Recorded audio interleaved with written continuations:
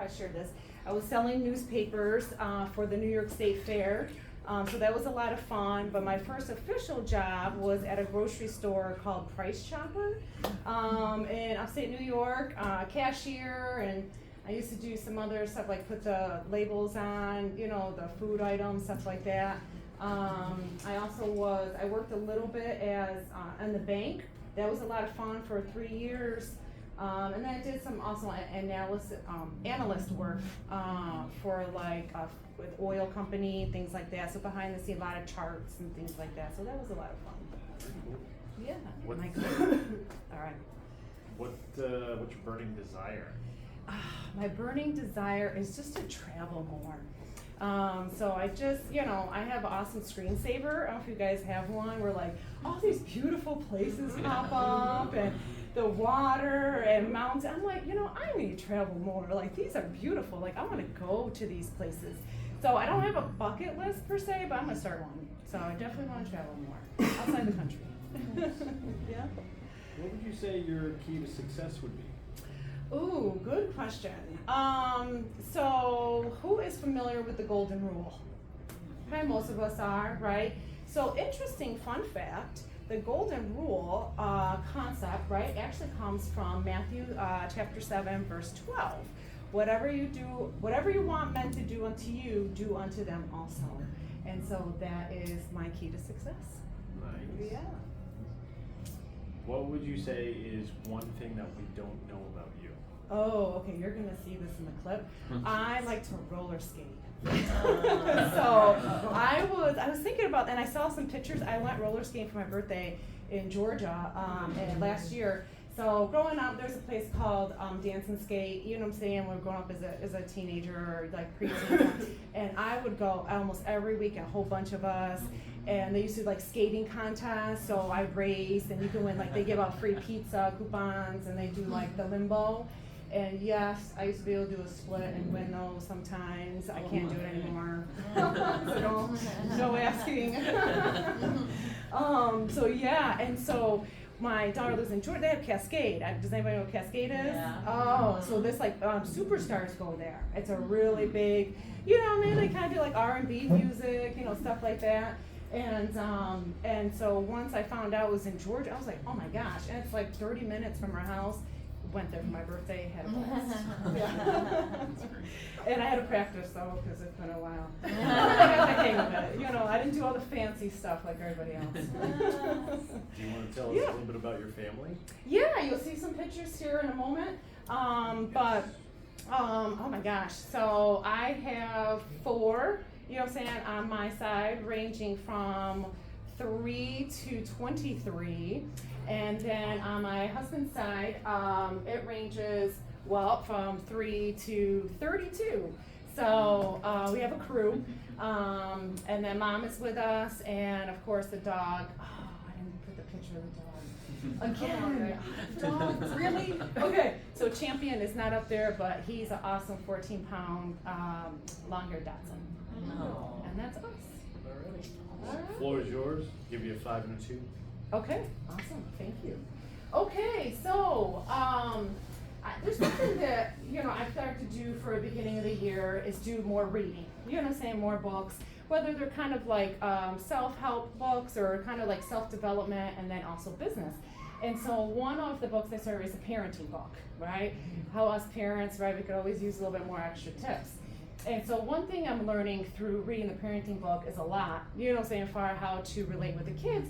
But how that relates to bookkeeping, it's really problem solving, right? So you have a situation with your child, you're not sure what to do, right? You get some insight, but it can be the same way you can translate it into bookkeeping, right? So business owners or, you know, people that are trying to do their own bookkeeping, they're always running into some problem. How can they solve that problem? And so that's what I want to show you guys today. Okay, bear with me. Oh, did I just hit the next button? Oh, okay. All right, so this is us.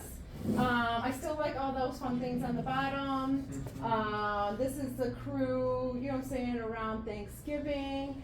I still like to go outdoors. So that's my daughter. I have another addition, grandchild. So Tammy, I'll put some pictures up. This time I remembered. So that was Christmas. So that's my daughter with the baby, and that's Samson. He is so awesome. Anybody have a golden doodle? Oh, they're so beautiful. Okay, 2 grandkids on the bottom. That's Cascade. So I didn't get a picture of myself. I was having so much fun, but I took a picture of the sign. And then there's the grandbaby at 6 months old. So he is such a ham. Okay. All right, excellent. All right, so 7 Pillars Bookkeeping Solutions. Who are we? I'll just do a quick snapshot for the newbies. So 7 Pillars, a professional CFO bookkeeping solution agency founded on 7 fundamentals of what a business needs and a CFO bookkeeper. I also provide CFO advisory services. So the 7 pillars are wisdom, knowledge, understanding as a business owner, integrity led by conviction, commitment, humility, and peace. And 7 Pillars is founded on wisdom. So wisdom has built her house and it's built off Proverbs 9:1. Okay, so who do we provide services to?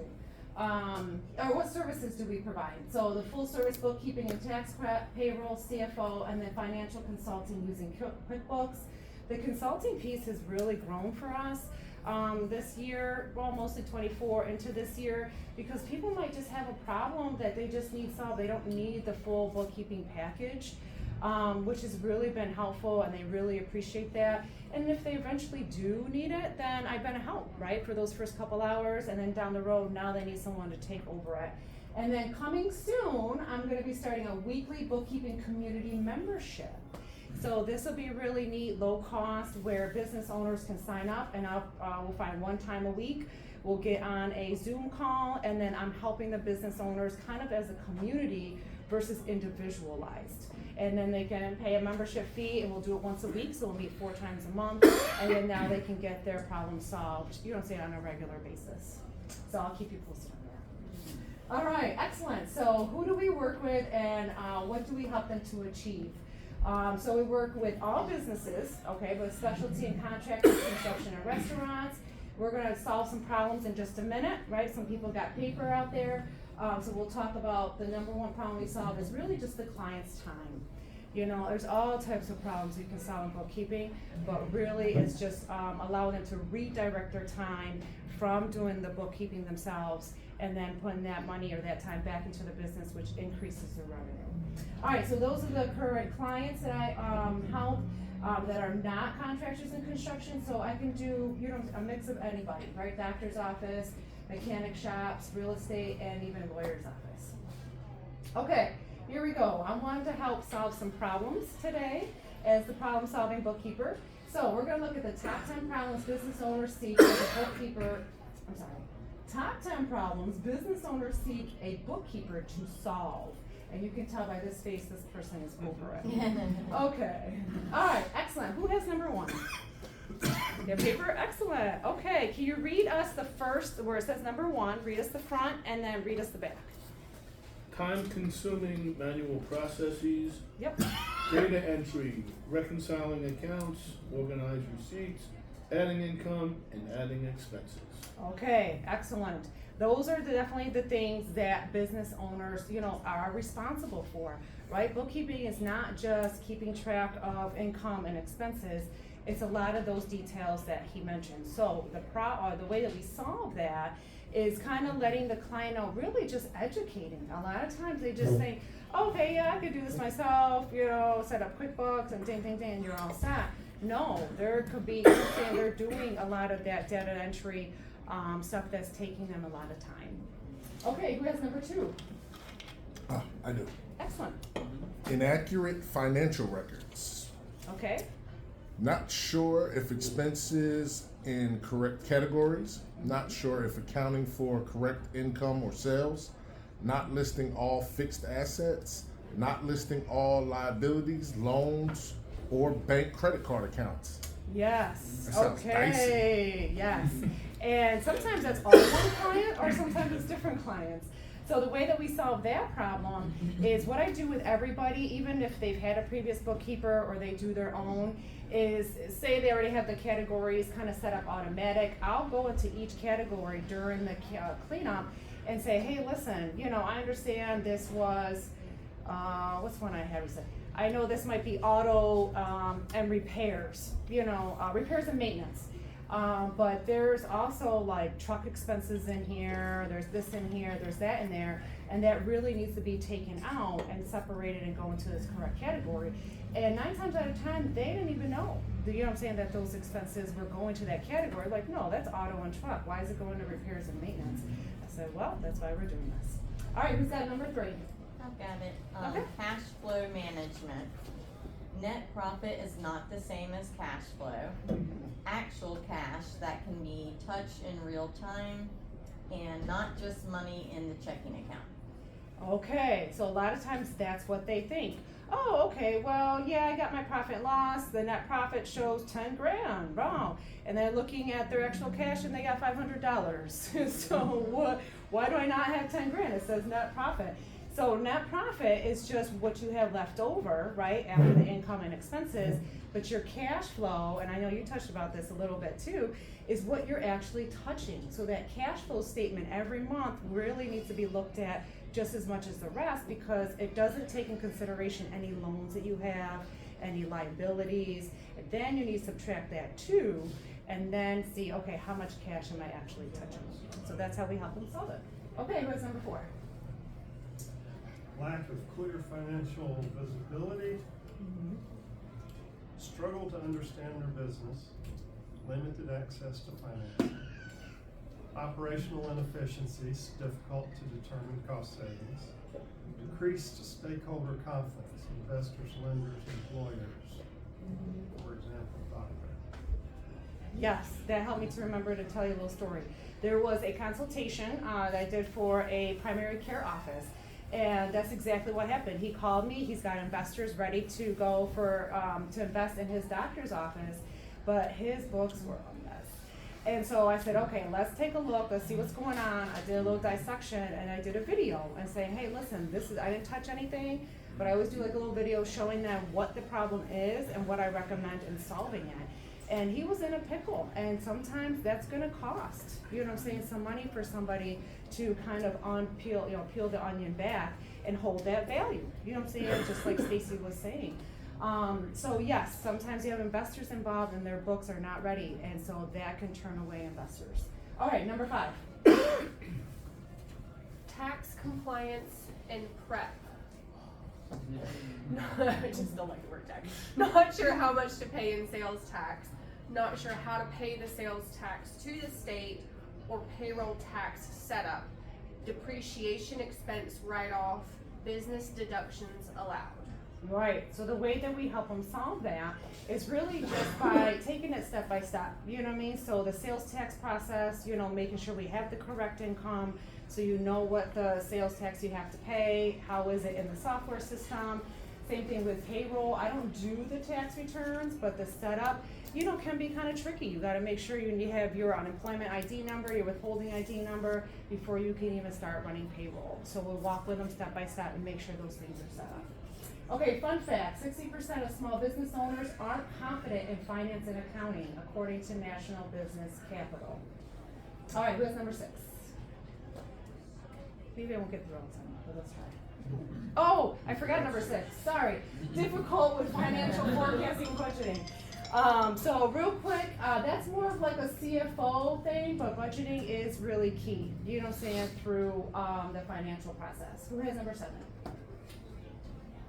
Managing receivables and payables efficiency. Okay. Not sure each expense needs to be processed as a bill, not sure who owes them money, not sure if they invoice the customer correctly or at all, collections process. You got it. So I have a current client that was the case. Even the previous bookkeeper CPA office were creating the invoices but never sent it.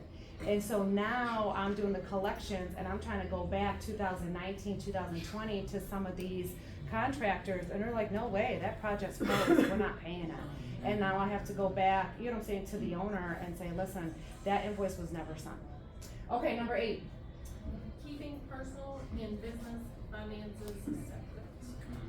Not sure if I should pay my household bills out of my business account. All the money in my business is mine anyway. Okay, right, they think that. You know, say, well, it's my money, why can't I just pay my bills out of it? Well, it is to a certain extent, but you gotta keep it separate. Take the money out from the business, transfer it to a personal account, and then pay your bills. Number 9. Lack of financial reporting.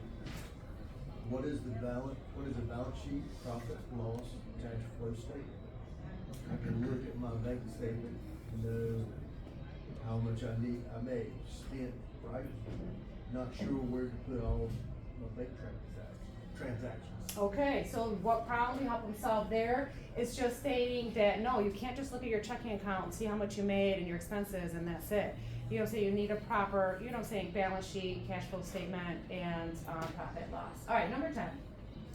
Scalability of bookkeeping systems. My business is growing by increasing sales, multiple locations, or expansion in current location. Can I just keep the same system to save money? Can I use one software for every part of my business? Okay, and that's what the problem that we help them solve there is kind of determined. You know what I'm saying? So sometimes QuickBooks isn't the answer for everything. So I am diverse in other software programs, but sometimes they need a niche specific program, especially in contractors. The contractor field, it's a big contractor company. There's other contractor software that's gonna tailor more to that might integrate with QuickBooks, but they might have to go to a more industry specific software. Okay, real quick, according to Sage, 82% of small business owners who experienced growth in the past year stated effective financial management was a key factor. And then NetSuite reports a 95% success rate for small businesses that look at financial statements weekly, so not even monthly, a weekly basis. Okay, so what's our offer? Our offer to you is one time redirecting your time back into your business, confidence, so you can be confident in your financials, and a niche bookkeeper when possible, right? That bookkeeper is going to bring experiences that maybe the traditional bookkeeper may not know. Okay, real quick, there's our team, it's grown. So we have Jeremiah as the office assistant with us about 1.5 years. Priscilla at the top, she's our senior bookkeeper, about 7 months. And then Bria is the project bookkeeper for about 2 years. So as a team together, everyone achieves more. All right, this is a little bit about me. You're welcome to take a picture or you can scan the QR code and then you can kind of follow me there. Any questions? Yeah. What, if possible, what would you say your biggest goal for 2025 is? Oh, I know. Okay, I have a few. Really for 2025, I feel like there's a couple seasons last year, I'm kind of in this season again, is to delegate more. You know, so as a bookkeeper, right, sometimes I can even get kind of tangled in the weeds a little bit because sometimes I have projects. They're not just reconciling, right? I can pass that off to the team and stuff like that. But I'm finding myself with these projects that are taking a little longer. So I actually just did that last week with the senior bookkeeper and said, listen, I have a mini project. I know you're great at the bookkeeping. You know what I'm saying? Can I just give this to you? And she's taken it and she's running with it. So for me, it's more delegating, you know what I'm saying, of that. So it frees up my time. Yeah. You're clearly passionate about things that 90% of it fly over my head. Where does that passion come from? Oh, I appreciate that. So I worked in the accounting field for about 11 years before starting my business.